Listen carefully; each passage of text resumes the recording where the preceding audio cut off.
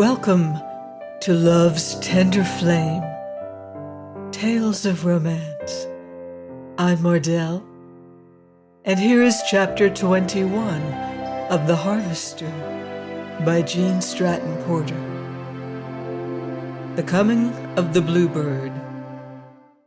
The harvester stopped at the mailbox on his way home, and among the mass of matter it contained was something from the girl. It was a scrap as long as his least finger and 3 times as wide, and by the postmark it had lain 4 days in the box. On opening it, he found only her card with a line written across it. But the man went up the hill and into the cabin as if a cyclone were driving him, for he read, "Has your bluebird come?" He threw his traveling bag on the floor, ran to the telephone, and called the station. "Take this message," he said. "Mrs. David Langston, care of Alexander Heron, 5770 Chestnut Street, Philadelphia. Found note after 4 days' absence. Bluebird long past due. The fairies have told it that my fate hereafter lies in your hands. As always, David." The harvester turned from the instrument and bent to embrace Belshazzar, leaping in ecstasy beside him. "Understand that, Belle?" he asked. "I don't know, but it means something." "Maybe it doesn't. Not a thing. And again, there is a chance, only the merest possibility, that it does. We'll risk it, Belle, and to begin on, I have nailed it as hard as I knew how. Next, we will clean the house until it shines, and then we will fill the cupboard, and if anything does happen, we won't be caught napping. Yes, boy, we will take the chance. We can't be any worse disappointed than we have been before, and survived it. Come along." He picked up the bag and arranged its contents, carefully brushed and folded on his shelves and in his closet. Then he removed the traveling suit, donned the old brown clothes, and went to the barn to see that his creatures had been cared for properly. Early the next morning, he awoke, and after feeding and breakfasting, instead of going to harvest spicebrush and alder, he stretched a line and hung the bedding from room after room to air and sun. He swept, dusted, and washed windows, made beds, and lastly polished the floors throughout the cabin. He set everything in order, and, as a finishing touch, filled vases, pitchers, and bowls with the bloom of redbud and silky willow catkins. He searched the south bank, but there was not a violet, even in the most exposed places. By night, he was tired, and a little of the keen edge of his ardor was dulled. The next day he worked scrubbing the porches, straightening the lawn and hedges, even sweeping the driveway to the bridge, clear of wind-whirled leaves and straw. He scouted around the dry house and laboratory and spent several extra hours on the barn, so that when evening came everything was in perfect order. Then he dressed, ate his supper, and drove to the city. He stopped at the mailbox, but there was nothing from the girl. The harvester did not know whether he was sorry or glad. A letter might have said the same thing. Nothing meant a delightful possibility. And between the two, he preferred the latter. He whistled and sang as he drove to Onabasha, and Belshazzar looked at him with mystified eyes, but this was not the master he had known of late.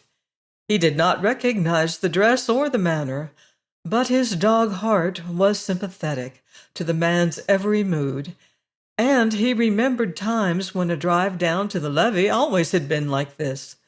For tonight the harvester's tongue was loosened, and he talked in the old way. "Just 4 words, Belle," he said, "and as I remarked before, they may mean the most wonderful thing on earth, and possibly nothing at all.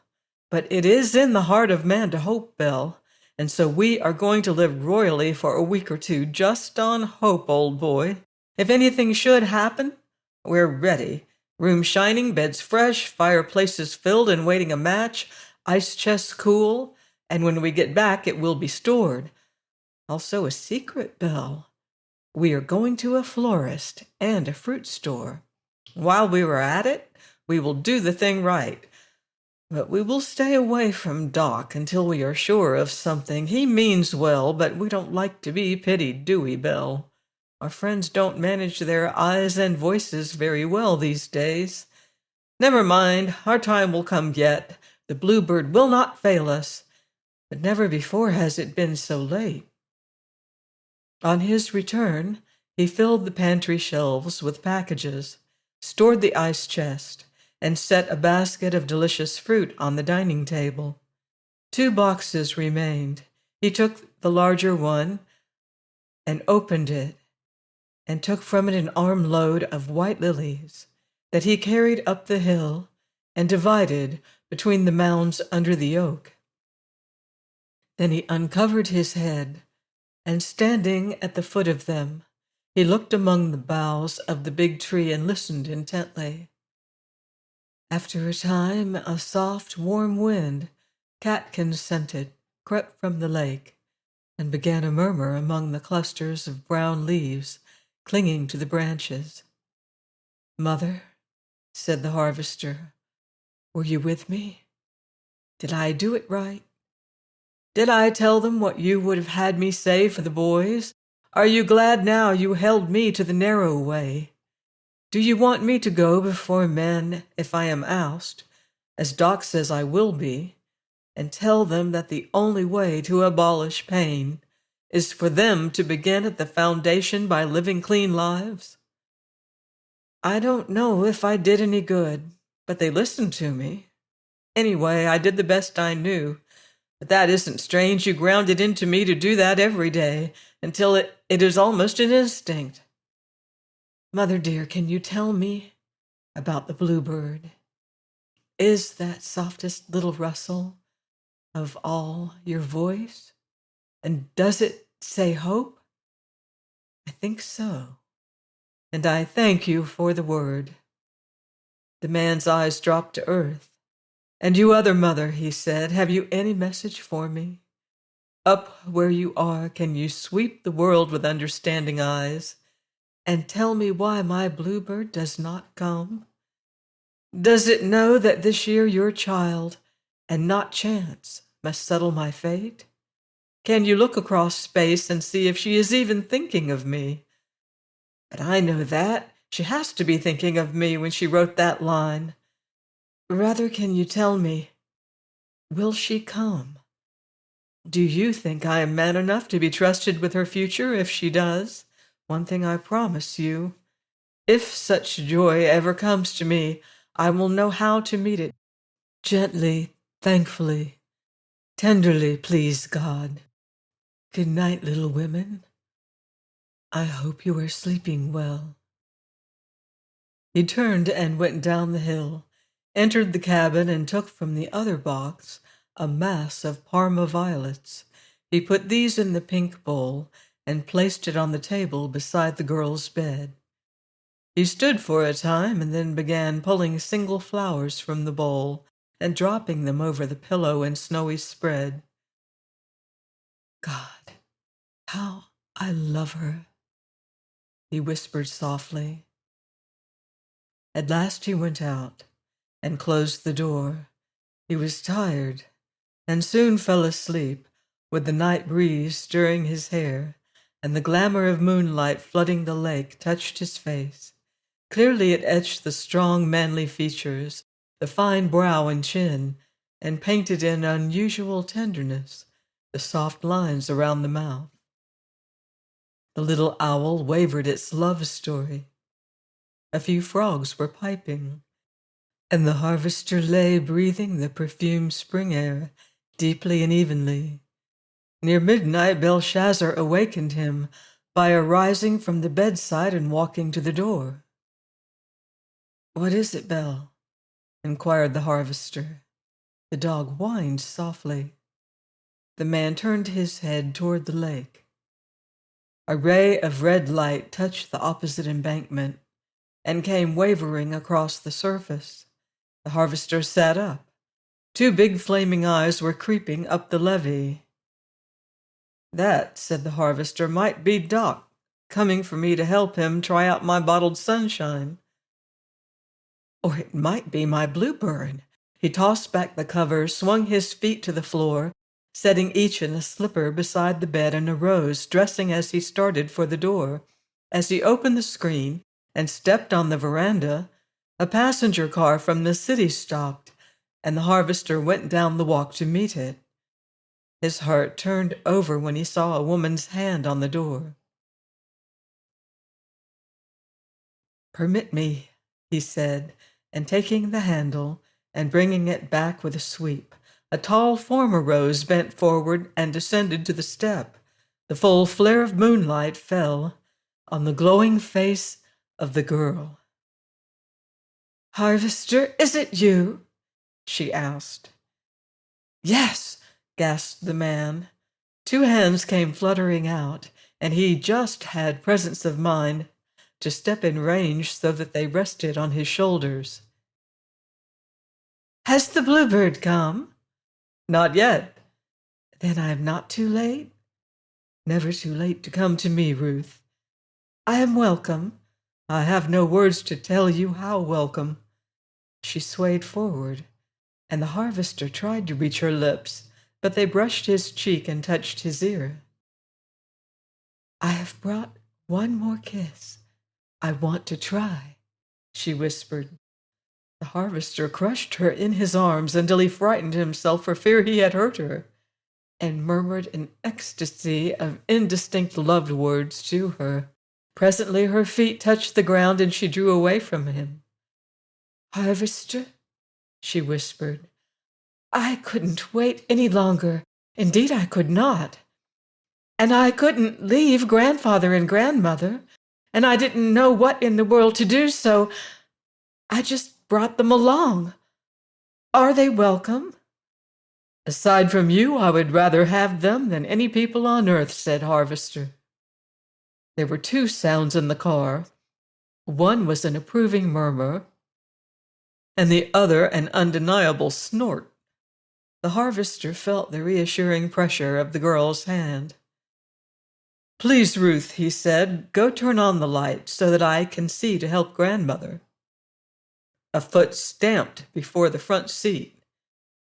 "Madam Heron, if you please," cried an acrid voice. "Madam Heron," said the harvester gently, as he set a foot on the step, reached in and bodily picked up a little old lady and started up the walk with her in his arms. "Careful there, sir!"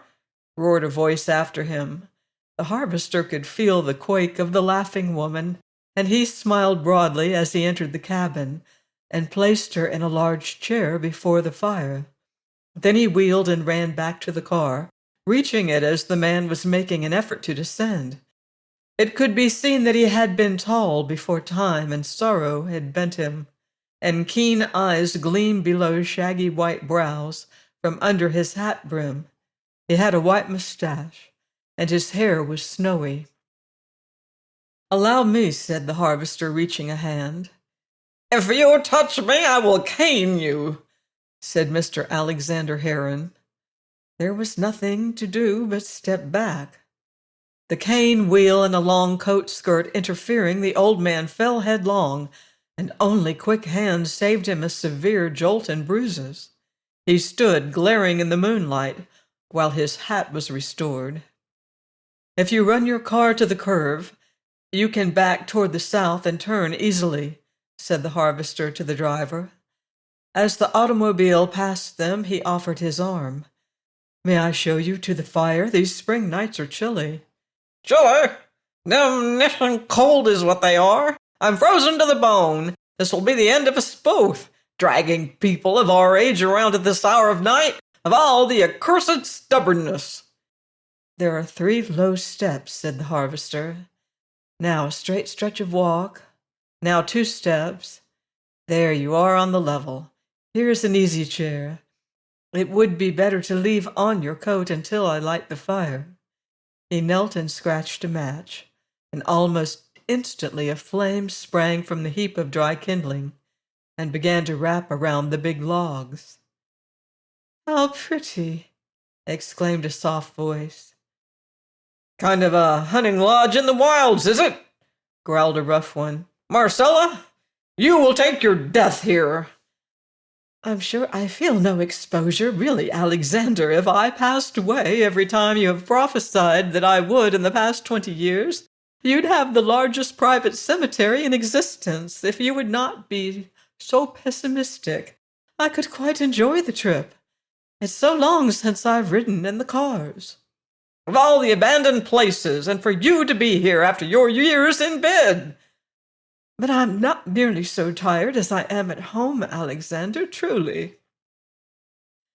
Let me help you, grandfather, offered the girl. She went to him and took his hat and stick. Leave me my cane, he cried. Any instant that beast may attack some of us. The girl laughed merrily. Why, grandfather, she chided. Bell is the finest dog you ever knew. He is my best friend here. By the hour he has protected me. And he is gentle as a kitten. He's crazy over my coming home. She knelt on the floor, put her arms around the dog's neck, and the delighted brute quivered with the joy of her caress and the sound of her loved voice.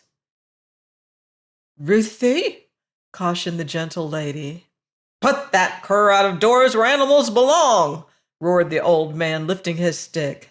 Careful, warned the grave voice of the harvester. I thought you said he was gentle as a kitten. Grandfather, I said that, cried the girl. Well, wasn't it the truth? You can see how he loves me. Didn't I ever tell you that Bell made the first friendly overture I ever received in this part of the country? He's watched me by the day, even while I slept. Well, then what's all this infernal fuss about? Try striking him if you want to find out, explained the harvester gently. You see, Belshazzar and I are accustomed to living here alone and very quietly. He is excited over the girl's return because she is his friend, and he has not forgotten her. Then this is the first time in his life he ever heard an irritable voice from a visitor or saw a cane, and it angers him. He is perfectly safe to guard a baby if he is gently treated. But he is a sure throat-hold to a stranger who bespeaks him roughly or attempts to strike. He would be of no use as a guard to valuable property while I sleep if he were otherwise. Bell, come here. Lie still. The dog sank to the floor beside the harvester, but his sharp eyes followed the girl, and the hair arose on his neck at every rasping note of the old man's voice. I wouldn't give such a creature house room for a minute, insisted the guest. Wait until you see him work and become acquainted with him, and you will change that verdict, prophesied the harvester. I never was known to change an opinion, never, sir, never, cried the testy voice. How unfortunate, remarked the harvester suavely. Explain yourself, sir. There never has been, there never will be, a man on this earth, said the harvester, wholly free from mistakes. Are you warm now? He turned to the little lady, cutting off a reply with his question. Nice and warm and quite sleepy, she said. What may I bring you for a light lunch before you go to bed? Oh, could I have a bite of something? If only I am fortunate enough to have anything you will care for. What about a bowl of hot milk and a slice of toast? Why, I think that would be just the thing. Excuse me, said the harvester, rising. He went to the kitchen, and they could hear him moving around. I wish the big brute would take his beast along, growled Mr. Alexander Heron. Come, Belle, ordered the girl. Let's go to the kitchen. The dog instantly arose and followed her. What can I do to help? She asked as they reached the door. Remain where you won't dazzle my eyes, said the harvester, until I help the gentle lady and the gentle man to bed. Presently he came with a white cloth, 2 spoons, and a plate of bread. He spread the cloth on the table, laid the spoons on it, and opening the little cupboard, took out a long toasting fork and sticking into it a slice of bread, he held it over the coals. When it grew golden brown, he lifted the table beside the chair and brought a bowl of scalded milk. "Marcella, that stuff will be too smoky for you. Your stomach will rebel at it." "Grandfather, there will not be a suspicion of odor," said the girl. "I have had it that way often." "Then no wonder you came from this place looking like a picked crane, if that is a sample of what you were fed on." The face of the harvester grew redder than the heat of the fire necessitated. But at the ringing laugh of the girl, he set his teeth and went on toasting bread. Grandmother crumbled some in the milk, and picking up the spoon, tested the combination. She was very hungry, and it was good. She began eating with relish. "Alexander, you will be the loser if you don't have some of this," she said. "It's just delicious." "Maybe smoked spoon victuals are proper for invalid women," he retorted, "but they're a mighty thin diet for a hardy man." "What about a couple of eggs and some beef extract?" suggested the cook. "Sounds more sensible by a long shot." "Ruth, you make this toast," said the harvester, and disappeared. Presently he placed before his guest a couple of eggs poached in milk, a steaming bowl of beef juice, and a plate of toast. For one instant, the harvester thought this was going into the fire. The next, a slice was picked up and smelled testily. The girl sat on her grandfather's chair arm and, breaking a morsel of toast, dipped it into the broth and tasted it. "Oh, but that's good!" she cried. "Oh, haven't I some also? Am I supposed to have no tummy?" "Your turn next," said the harvester, as he gave her the fork and went into the kitchen.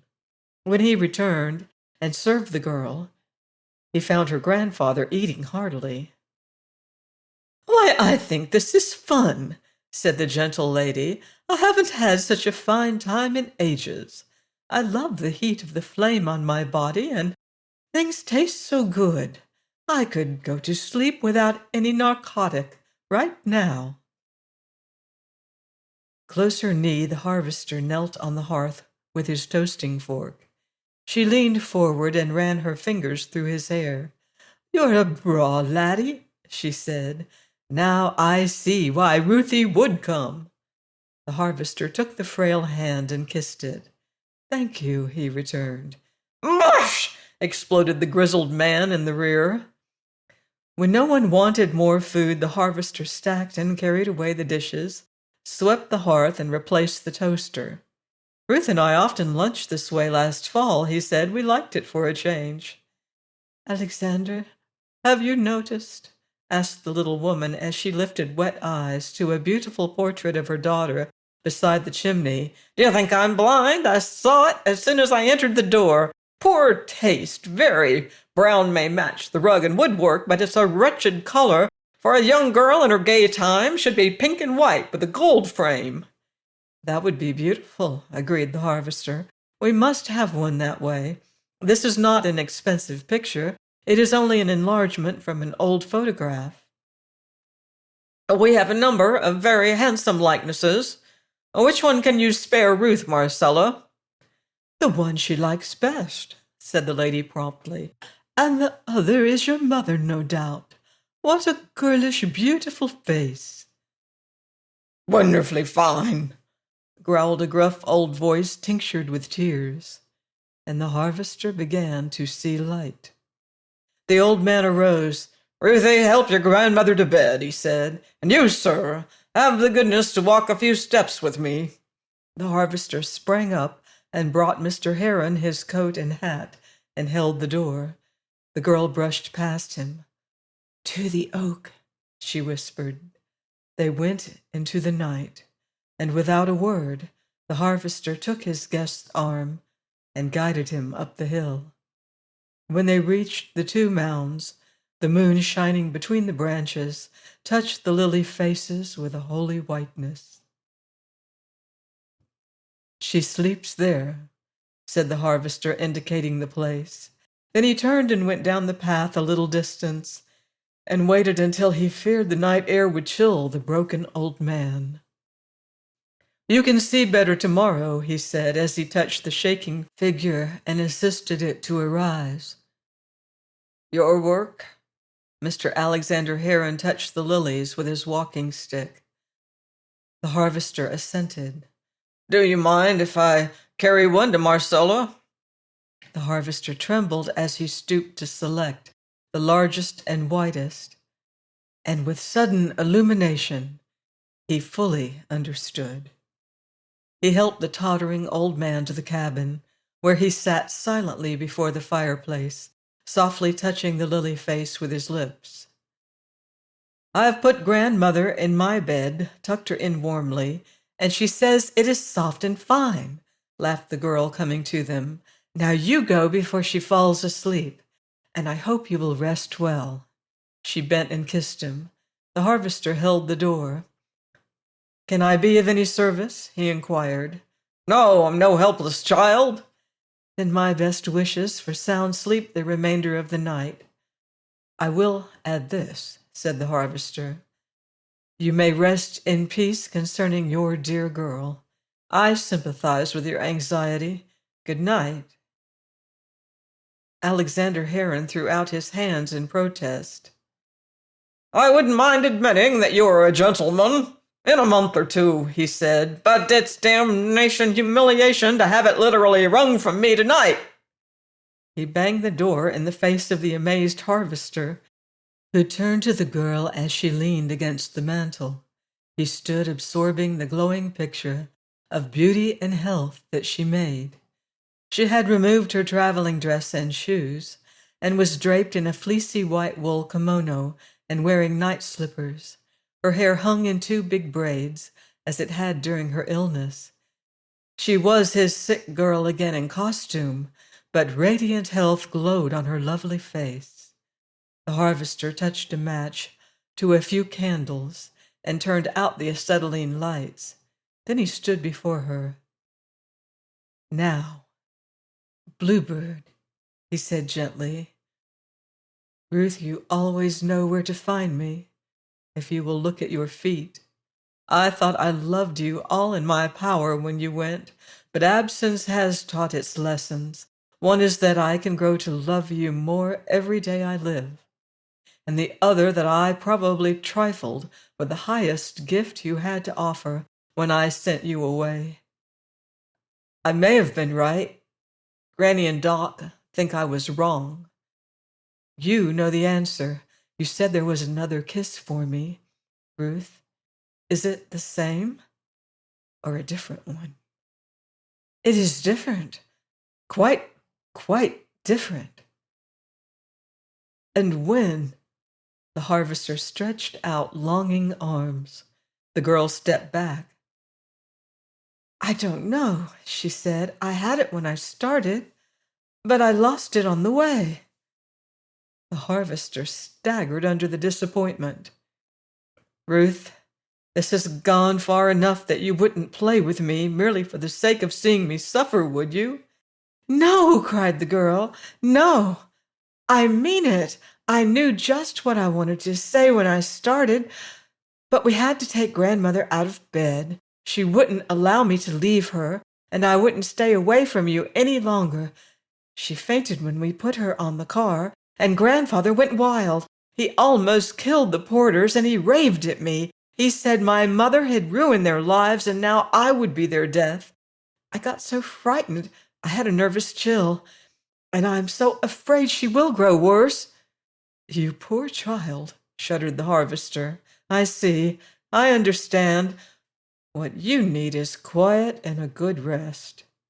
He placed her in a big easy chair, and sitting on the hearth rug, he leaned against her knee and said, "Now tell me, unless you are so tired that you should go to bed." "I couldn't possibly sleep until I have told you," said the girl. "If you're merciful, cut it short," implored the harvester.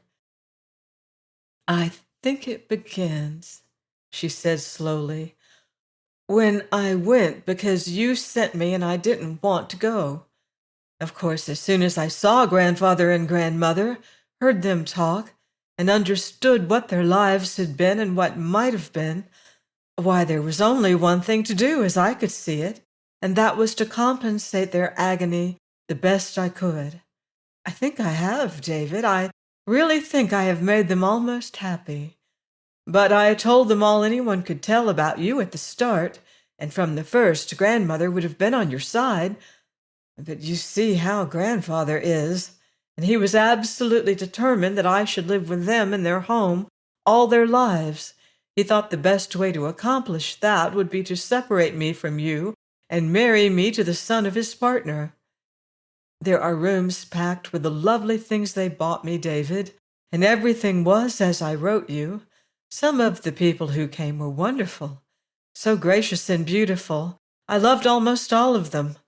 They took me places where there were pictures, plays, and lovely parties, and I studied hard to learn some music, to dance, ride, and all the things they wanted me to do, and to read good books, and to learn to meet people with graciousness to equal theirs, and all of it. Every day I grew stronger and met more people, and there were different places to go, and always, when anything was to be done, up popped Mr. Herbert Kennedy and said and did exactly the right thing. And he could be extremely nice, David. I haven't a doubt, said the harvester, laying hold of her kimono. And he popped up so much that at last I saw he was either pretending or else he really was growing very fond of me. So one day when we were alone, I told him all about you to make him see that he must not. He laughed at me and said exactly what you did, that I didn't love you at all, that it was all gratitude, that it was the affection of a child. He talked for hours about how grandfather and grandmother had suffered, how it was my duty to live with them and give you up, even if I cared greatly for you. But he said what I felt was not love at all. Then he tried to tell me what he thought love was, and I could see very clearly that if it was like that, I didn't love you. But I came a whole world closer it than loving him, and I told him so. He laughed again and said I was mistaken, and that he was going to teach me what real love was, and then I could not be driven back to you. After that, everybody and everything just pushed me toward him with both hands, except one person. She was a young married woman, and I met her at the very first. She was the only real friend I ever had, and at last, the latter part of February, when things were the very worst, I told her every single thing. She was on your side. She said you were twice the man Herbert Kennedy was, and as soon as I found I could talk to her about you, I began going there and staying as long as I could, just to talk and to play with her baby. Her husband was a splendid young fellow, and I grew very fond of him. I knew she had told him because he suddenly began talking to me in the kindest way, and everything he said seemed to be what I most wanted to hear. I got along fairly well until hints of spring began to come, and then I would wonder about my hedge and my gold garden, and if the ice was off the lake, and about my boat and horse, and I wanted my room, and, oh, David, most of all, I wanted you, just you, not because you could give me anything to compare in richness with what they could, not because this home was the best I'd ever known except theirs, not for any reason at all, only just that I wanted to see your face, hear your voice, and have you pick me up and take me in your arms when I was tired. That was when I almost quit writing. I couldn't say what I wanted to, and I wouldn't write trivial things, so I went on day after day just groping. And you killed me alive, said the harvester. I was afraid of that, but I couldn't write. I just couldn't. It was 10 days ago that I thought of the bluebirds coming this year, and what it would mean to you, and that killed me, man. It just hurt my heart until it ached to know that you were out here alone, and that night I couldn't sleep because I was thinking of you. And it came to me that if I had your lips, then I could give you a much, much better kiss than the last. And when it was light, I wrote that line.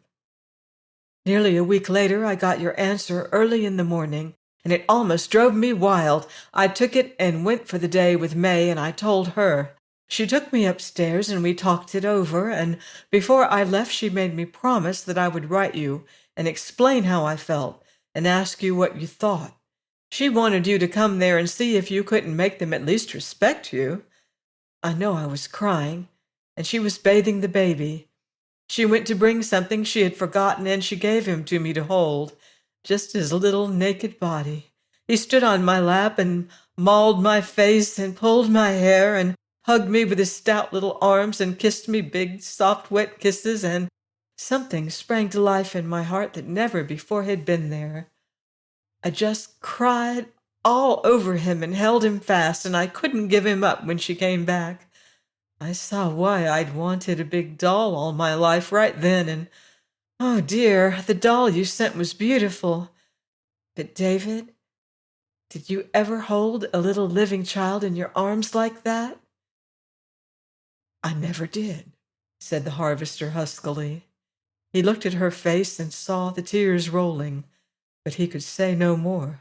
So he leaned his head against her knee, and finding one of her hands, he drew it to his lips. It is wonderful, said the girl softly. It awakens something in your heart, then makes it all soft and tender, and you feel an awful responsibility, too. Grandmother had them telephone at last, and May helped me bathe my face and fix my hat. When we went to the carriage, Mr. Kennedy was there to take me home. We went past Grandmother's florist to get her some violets. David, she's sleeping under yours, with just a few touching her lips. Oh, it was lovely of you to get them. Your fairies must have told you. She has them every day, and one of the objections she made to coming here was that she couldn't do without them in winter, and she found some on her pillow the very first thing. David, you are wonderful. And Grandfather with his lily, I know where he found that. I knew instantly. Ah, there are fairies who tell you, because you deserve to know. The girl bent and, slipping her arm around his neck, hugged him tight an instant. And then she continued unsteadily. While he was in the shop, Harvester, this is like your wildest dream, but it's the truest truth. A boy came down the walk crying papers, and as I live, he called your name.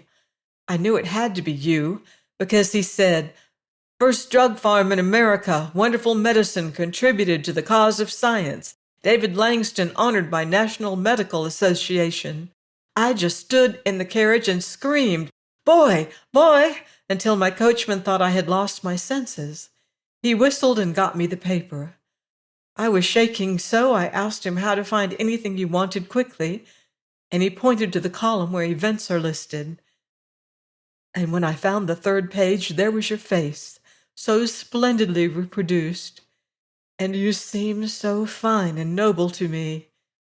I forgot about the dress suit and the badge in your buttonhole, or to wonder when or why, or how it could have happened. I just sat there shouting in my soul, "David, David, medicine man, harvester man," again and again. I don't know what I said to Mr. Kennedy or how I got to my room. I scanned it by the column. At last I got to paragraphs, and finally I read all the sentences. David, I kissed that newspaper face 100 times, and if you could have had those men, I think you would have said that they were right. David, there's nothing to cry over. I'm not, said the harvester, wiping the splashes from her hand. But Ruth, forget what I said about being brief. I didn't realize what was coming. I should have said, if you've any mercy, it all goes slowly. This is the greatest thing that ever happened or will ever happen to me. See that you don't leave out one word of it. I told you I had to tell you first, said the girl. I understand now, said the harvester, his head against her knee, while he pressed her hand to his lips. I see. Your coming couldn't be perfect without knowing this first. Go on, dear heart, and slowly. You owe me every word. When I had it all absorbed, I carried the paper to the library and said, "Grandfather, such a wonderful thing has happened. A man has had a new idea, and he has done a unique work that the whole world is going to recognize. He has stood before men and made a speech that few, oh, so few, could make honestly. And he has advocated right living, oh, so nobly. And he has given a wonderful gift to science without price, because through it, he first saved the life he loved best. Isn't that marvelous, Grandfather?" And he said, "Very marvelous, Ruth. Won't you sit down and read to me about it?" And I said, "I can't, dear grandfather, because I have been away from grandmother all day, and she is fretting for me. And tonight is a great ball, and she has spent millions on my dress, I think. And there is an especial reason why I must go. And so I have to see her now, but I want to show you the man's face, and then you can read the story." You see, I knew if I started to read it, he would stop me, but if I left him alone with it, he would be so curious he would finish. So I turned your name under and held the paper and said, "What do you think of that face, Grandfather? Study it carefully." And man, only guess what he said. He said, "I think it is the face of one of nature's noblemen." I just kissed him time and again, and then I said, "So it is, Grandfather, so it is.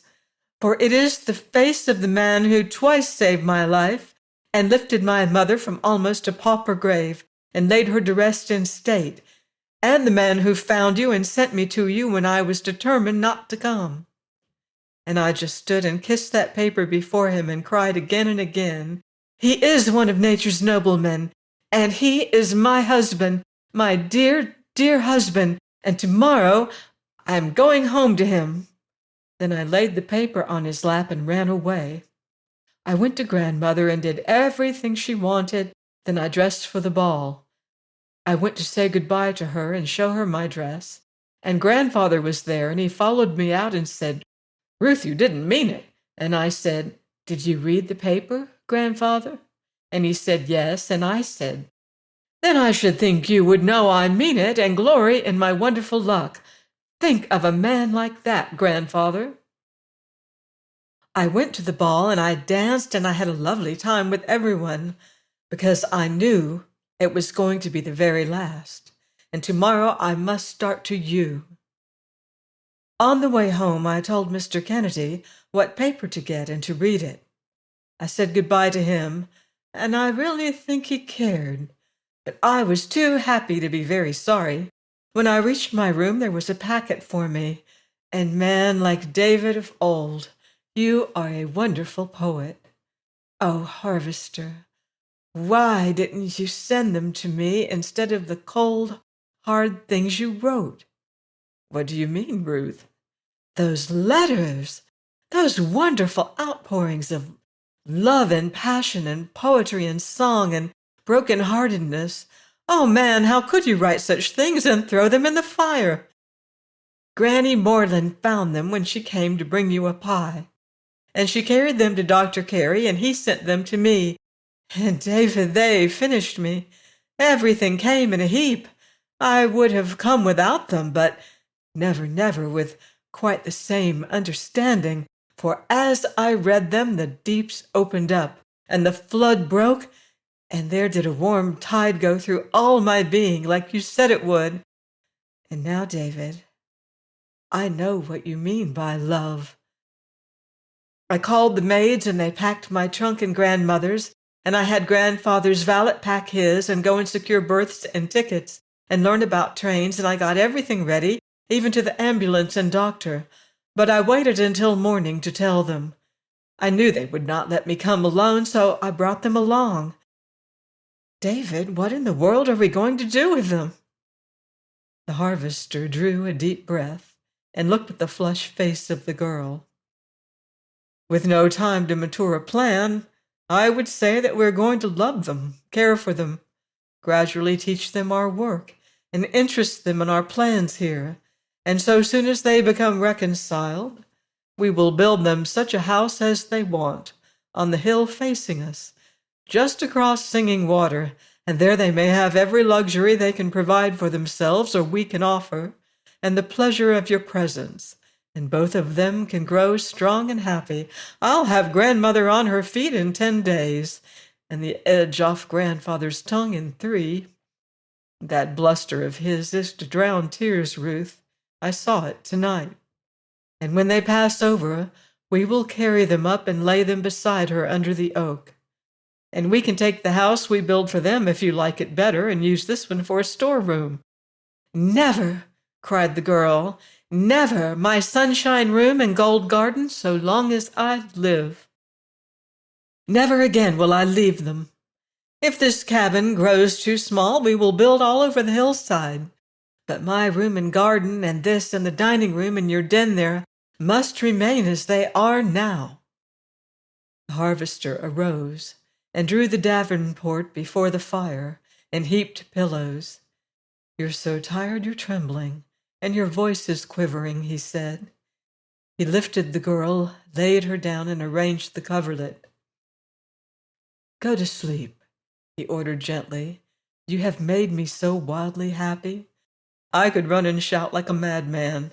Try to rest, and maybe the fairies who aid me will put my kiss back on your lips. I'm going up to the hilltop to tell Mother and my God. He knelt and gathered her in his arms a second, then called Belshazzar to guard, and went into the sweet spring night to jubilate with that wild surge of passion that sweeps the heart of a strong man when he is most nearly primal.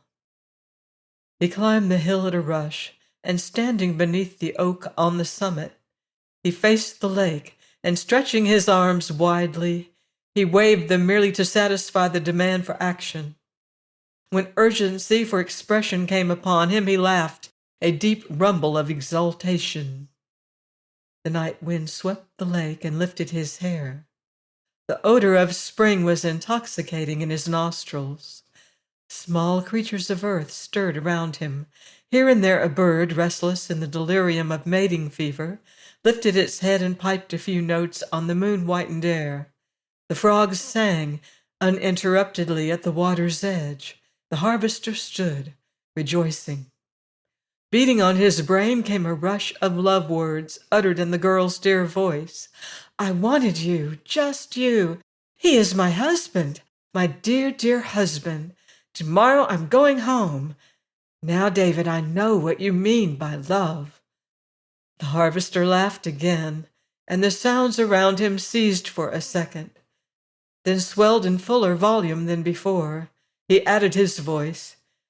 Thank God, oh, thank God, he cried, and may the author of the universe, the spirits of the little mothers who loved us, and all the good fairies who guide us, unite to bring unbounded joy to my dream girl and to guard her safely. The cocks of Medicine Woods began their second salute to dawn. At this sound, and with the mention of her name, the harvester turned down the hill, and striding forcefully approached the cabin. As he passed the girl's room, he stepped softly, smiling as he wondered if its unexpected occupants were resting. He followed Singing Water and stood looking at the hillside, studying the exact location most suitable for a home for the old people he was so delighted to welcome. That they would remain he never doubted. His faith in the call of the wild had been verified in the girl. It would reach them also. The hilltop would bind them. Their love for the girl would compel them. They would be company for her and a new interest in life. Couldn't be better. Not possibly, commented the delighted harvester. He followed the path down Singing Water until he reached the bridge where it turned into the marsh. There he paused, looking straight ahead. Wonder if I would frighten her, he mused. I believe I'll risk it. He walked on rapidly, vaulted the fence enclosing his land, crossed the road, and unlatched the gate. As he did so, the door opened and Granny Moreland stood on the sill, waiting with keen eyes. "Well, I don't need neither specs nor noonday sun to see that you're steppin' like the blue colt at the county fair, looking like your own kingdom come," she said. "What's up, David?" "You're right, dear," said the harvester. "I have entered my kingdom. The girl has come and crowned me with her love. She had decided to return, but the letters you sent made her happier about it. I wanted you to know." Granny leaned against the casing and began to sob unrestrainedly. The harvester supported her tenderly. "Why, don't do that, dear. Don't cry," he begged. "The girl is home for always, Granny, and I'm so happy I'm out tonight trying to keep from losing my mind with joy. She will come to you tomorrow, I know." Granny tremulously dried her eyes. "What an old saphead I am," she commented. "I stole your letters from your fireplace, pitched a willer plate into the lake. You got to fish that out come day, David. Fooled you into that trip to Doc Carey to get him to mail them to Ruth and never turned a hair. But after I got home, I commenced to thinking 'twas a pretty ticklish job to stick your nose in other people's business. And every hour it got worse, till I ain't had a fairly decent sleep since. If you hadn't come soon, boy, I'd have been sick abed. Oh, David, are you sure she's over there and loves you to suit you now?" "Yes, dear, I'm absolutely certain," said the harvester. "She was so determined to come that she brought the invalid grandmother she couldn't leave and her grandfather. They arrived at midnight. We are all going to live together now." "Well, bless my stars! Fetched you a family! David, I do hope to all this peaceful I hain't put my foot in it. The moon is the deceivingest thing on earth I know, but does her family appear to be an agreeable family by its light?"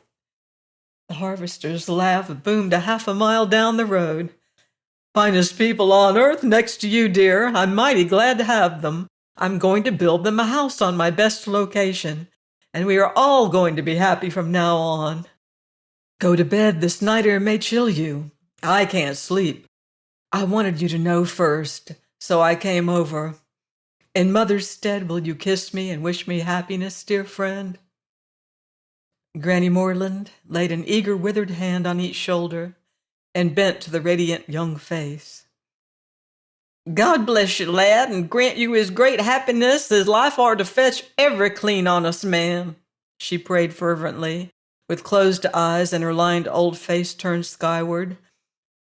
"And, oh God, bless Ruth, and help her as you never helped mortal woman before, to know her own mind without variableness, neither shadow of turning."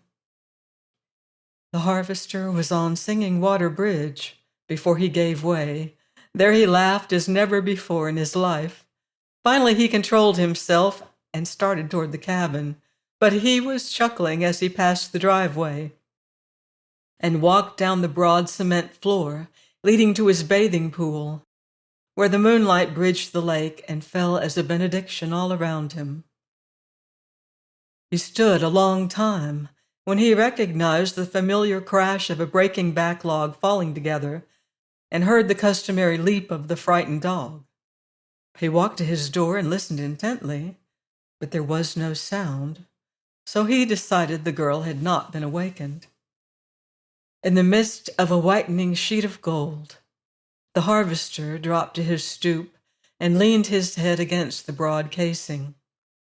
He broke a twig from a hawthorn bush beside him and sat twisting it in his fingers as he stared down the line of the gold bridge. Never had it seemed so material, so like a path that might be trodden by mortal feet and lead them straight to heaven. As on the hilltop, night again surrounded him, and the harvester's soul drank deep, wild draughts of a new joy. Sleep was out of the question. He was too intensely alive to know that he could ever again be weary. He sat there in the moonlight, and with unbridled heart gloried in the joy that had come to him. He turned his face from the bridge as he heard the click of Belshazzar's nails on the floor of the bathing pool. Then his heart and breath stopped an instant. Beside the dog walked the girl, one hand on his head, and the other holding the flowing white robe around her and grasping one of the harvester's lilies. His first thought was sheer amazement that she was not afraid, for it was evident now that the backlog had awakened her, and she had taken the dog and gone to her mother. Then she had followed the path leading down the hill, around the cabin, and into the sheet of moonlight gliding down the shore. She stood there gazing over the lake, oblivious to all things save the entrancing allurement of a perfect spring night beside undulant water. Screened from her with bushes and trees, the harvester scarcely breathed, lest he startle her. Then his head swam. His still heart leaped wildly. She was coming toward him. On her left lay the path to the hilltop. A few steps farther she could turn to the right and follow the driveway to the front of the cabin. He leaned forward, watching, in an agony of suspense. Her beautiful face was transfigured with joy, aflame with love, radiant with smiles, and her tall figure fleecy white, rimmed in gold. Upon the shining path of light, she steadily advanced toward his door. Then the harvester understood, and from his exultant heart burst the wordless petition, "Lord God Almighty, help me to be a man." With outstretched arms he arose to meet her. "My dream girl," he cried hoarsely, "my dream girl." "Coming, harvester," she answered in tones of joy as she dropped the white flower and lifted her hands to draw his face toward her.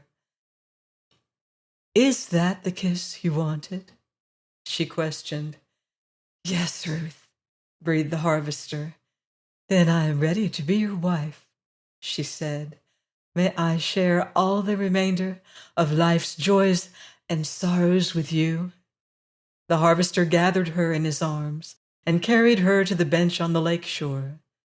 He wrapped the white robe around her and clasped her tenderly, as behooved a lover, yet with arms that she knew could have crushed her had they willed.